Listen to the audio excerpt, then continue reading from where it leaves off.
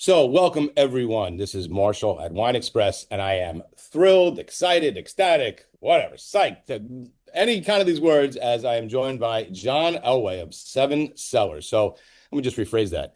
I'm joined by Hall of Famer John Elway, by two-time Super Bowl quarterback John Elway, by the list could go on and on, right? The the amount of just accolades and welcome, John. We're so grateful that you're here and joining us and to sample some of your wine, which is just fabulous. Well, that's great. Yeah, excited about the completion. That's for sure. It's in my opinion, the best wine we have, and so Yeah. it's been great. And not only is the wine, the wine in the bottle is very good too, but it's a pretty clever looking bottle, which is kind of fun too. So So I was just going to throw that out. So at first thing you notice is you got your handprint on here holding it like a football, right? I mean, I assume exactly, this is yeah. the Not it's quite as fantastic. round as not quite as wide as a football at that point, but Yeah. other than that, Yeah, it your fit hands pretty are good. definitely bigger than mine, but Yeah, it's a great concept. I love it. yeah. Um, so so what interested you? Like what got you into, hey, I think I'm gonna, get into this wine deal and make some juice. I've always been curious about business and different businesses, and and I knew that the wine business, was a tough business, but it's also a great business. And there's a lot of wine enthusiasts out there that, people that love wine really, really love wine. And so and it was kind of a little, I'm one of them. my agent, my agent, at the was, he was kind of wanting to get out of being an agent anymore and doing that kind of stuff. And so looked for different opportunities. And he brought it to me and said, would you like to do a wine company? And I had got four restaurants here in Colorado. So it was kind of a good fit, at least to get it Yeah, started. yeah, yeah. And so kind of, Sure. you know what? This will get you out of the agent business. I'll be glad to support you on it and support you with the brand and support what I can do to help you on this, this adventure. And so that's kind of how everything Amazing. got started. And it's amazing. I think that was 8 or 9 years ago now. It seems like it was yesterday, but Wow. it's been a long haul, and Dan's done a great job of getting the product out there. And I know it's a lot of hard work, but we feel like we're in pretty good spot right now to take the next step. Yeah. So like you were saying earlier, John, it's an interesting and difficult industry these days, wine, but it's one of passion, right? Drives myself, why our customers, love the wine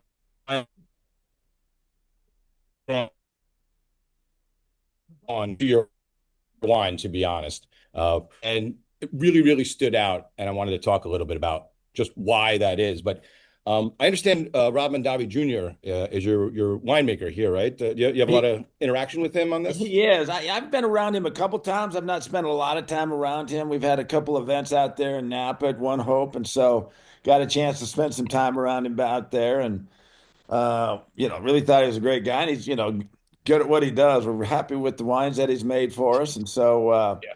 a good guy to be associated with, that's for sure. 100%. Good. That's good winemaking pedigree right there to to help on this That's for project for sure. sure, right?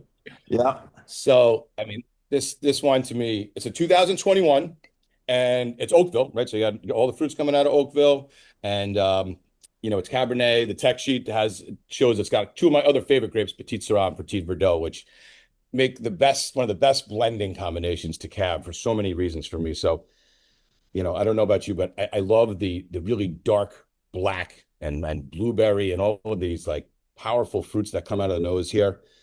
Um, but I really love the little floral note that the Petit Verdot brings out because these wines can be so big and massive and powerful.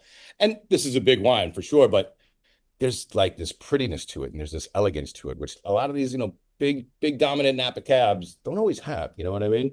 Uh-huh. Yeah. I'm So, sorry I so can't what do join you? you. It looks pretty good. Well, Dan's got you in the background. He's all Dan, right. yeah, Dan's got it covered. So Dan's got the fruit covered. So what do you like to pair with this wine? What favorite pairing with the completion? I'm a meat and potatoes guy. So, I love ribeyes. And so, it Mm, always goes great with a good steak, whether it's a filet or a ribeye or New York. The yeah. restaurants we have are steakhouse, steak and fish. And so And I'm a steak guy, so I like a nice big old glass when I'm having that big ribeye steak.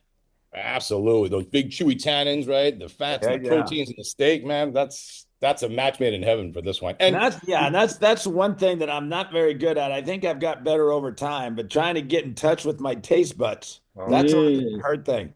you yeah. have Well, it definitely looks like, improved on your wine tasting, John, over the years. Yes. I was just gonna Yeah. say you need more training from Dan over there. I know it. I know it.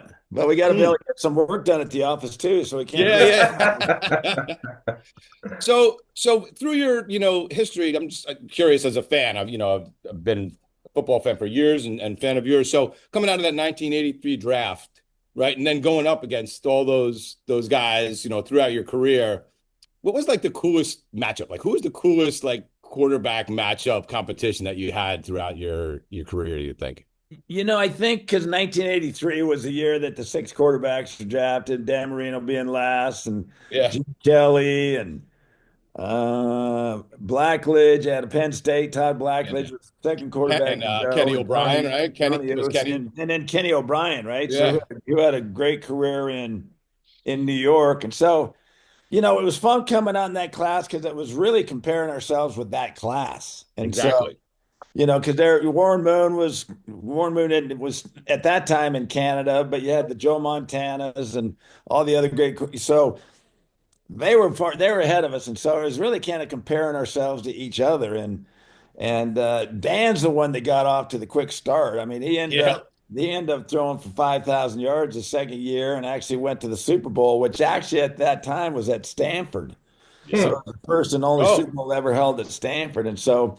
yeah. Danny definitely got a big jump on us because he came out and played really well early. But I think the comparison when I look back was always, the guys in the class and it ended up, the guys that kind of, Kenny was up there and, you Sure. know, played well in New York. And then Jim Kelly, once he came back from the Yeah. USFL, because he went to Houston for a couple of Yeah. 2 or 3 years, played for in the USFL before ended up going to Buffalo. But even throughout our whole career, whether they were older or younger guys, it was still a comparison of the group within our draft class. Sure. Sure. Always. I mean, it's always what you'd see on And the TV. funny thing is, yeah, the funny thing is, and the way it's funny how the schedule worked out because there was only three divisions with five teams back in those days, or the divisions were different, and the way the scheduling worked out, I only played against Dan like 2 or 3 times in my 16-year career. We played him in the last year in the playoffs. I actually played him twice my last year,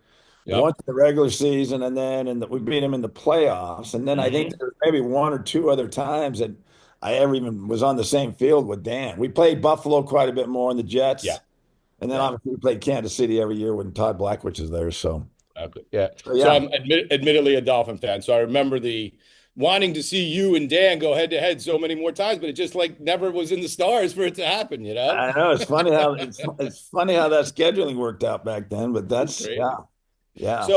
So one thing I've always wanted to ask you because it's to me one of the greatest, I don't know, accomplishments for lack of a better word. It took you, right? Was it 14 years before your first Super Bowl, right? And then Well, yeah, no, actually 15 years. We won it. 50. Yeah, we won Super Bowl 32 in my 15th year. So yeah, it was a long wait. We got there 3 times in the 80s when I was a young buck. Yeah.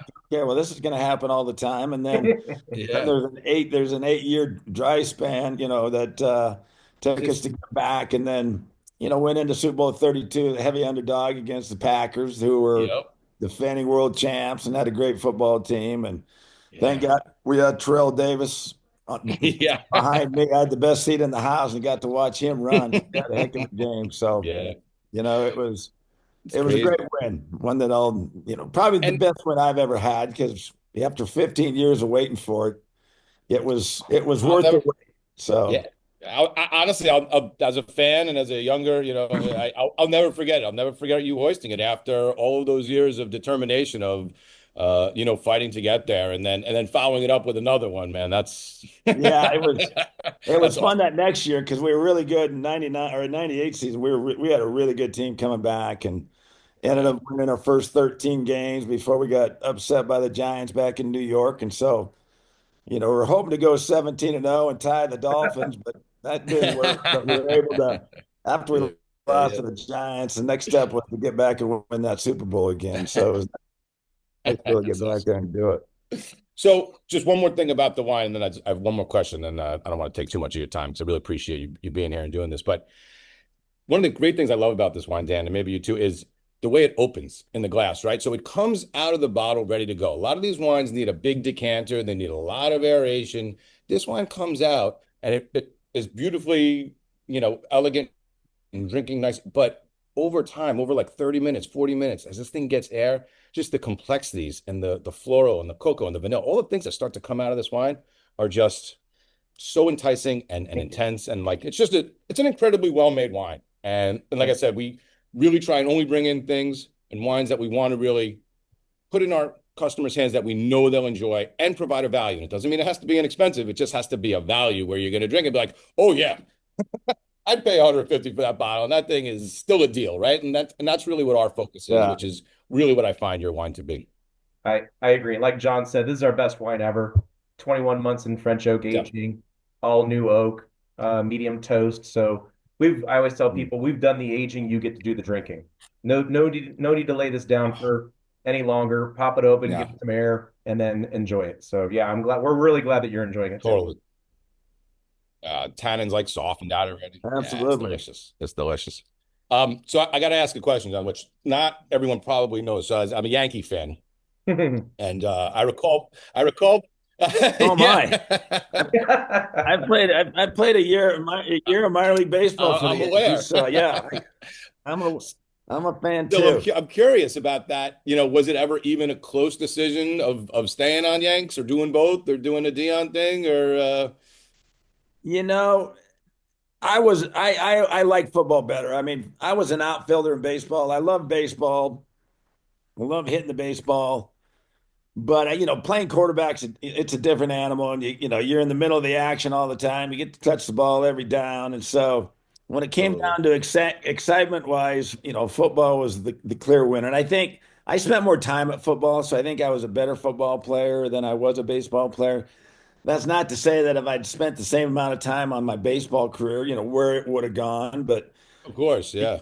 you always like to think I'd have been okay at baseball too. So, Yeah. but I really wanted to play football, but then I got drafted by the Colts in '83, and I told them before the draft that I would play baseball if they drafted me, and they drafted me anyway. And the plan was to really go.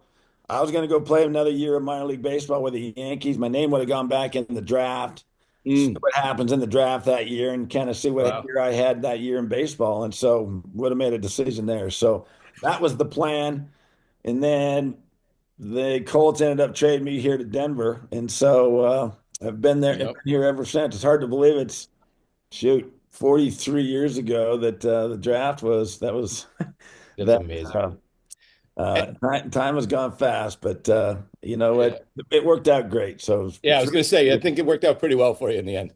yeah, yeah, And what's funny is not funny, but it's so rare now to see players, have an entire career, at one team. And turns out, the couple of guys during that era were you and Dan that ended up yeah, doing it, right? Front to back. yeah. Yeah, you're right. Back in that era, it was more common and moving around. But the league's changed so much, the game's changed, and there's so much more money there now that and they deserve it. But Yep. and it's still a great product. But yeah, time moves on, and people move teams, and so. But I never wanted to go anywhere else other than Denver, so I'm glad I got to spend my whole career here. God bless. Well, I appreciate again you taking some time to speak with us and for our customers who get to experience the completion virtually here, and then hopefully they order it and they experience it in their Absolutely. their Well, own home with a nice grilled ribeye, there sirloin you off go. the It's a cube. good Let's go. fit, and I hope everybody enjoys it. And appreciate you having me on and getting a chance to chat with a Yankee fan. And I don't know what football. Oh, and a Dolphin fan. That's okay. Mm. That's That's okay. Not okay. so good. Not so That's good. okay. That's great. So, we look forward to getting this in our customers' hands and look forward to future vintages because what you guys are doing there really, and I didn't really hit on it, but Dan, right? There's sustainable winemaking that's going on in these vineyards as well in Oakville, correct? Yes. Yes, we're Yeah. sustainably farmed for our farming practices and for our winery practices, and we're really Which proud of it. And it's something that, we don't need to be organic, but being sustainably farmed is exactly where we'd like to be. And it's definitely a touch of green, recycled boxes, recycled glassware, recycled water throughout our entire winery. So yeah, we're trying to be as green as possible. Amazing, amazing, and it's so important for us too, right? That we want to support, wines and brands like that that are thinking about the earth and the future for everybody. So much, Absolutely. yeah. So much appreciated, gentlemen. Cheers to you. Salud. Cheers, Marshall. Great talking with you. You too. Take care, guys. Hope to see you All soon. Next righty. time you come to New York, we'll catch a Yankee game. You got that sounds like a deal. All right. Sounds good. All Thanks, right. John. Take Take care. care. Salud.